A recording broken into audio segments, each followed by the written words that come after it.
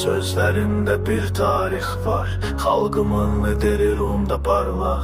Geleceği için bir yol açtı, Heydər Əliyev yüreğimde daima. Şafın simvolu, gücün adı, her dövde yanında, senin ruhunla.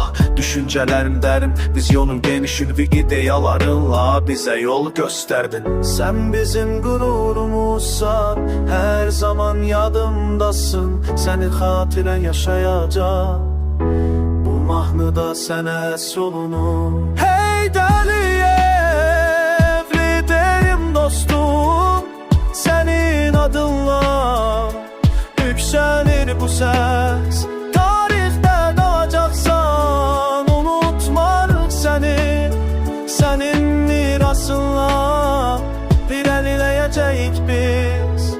Senin izlerin bizim yolumuz, senin ideyaların bize ruh veren. Sen bizim liderimiz, aziz hatire.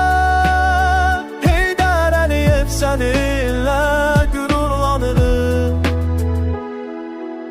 Düşüncelerinle cemiyetimizi kurdun, herkese eşittiren senin sesini duyduk. Her bir addımın bize bir ders, bu yolda ilerleyeceğiz senin sayende. Sen gittin ama ruhun bizim, senin hatiren her zaman yaşar. Heydər Əliyev, unutulmaz lider, senin mirasın bize yol gösterecek. Heydər Əliyev, liderim dostum, senin adınla yükselir bu ses.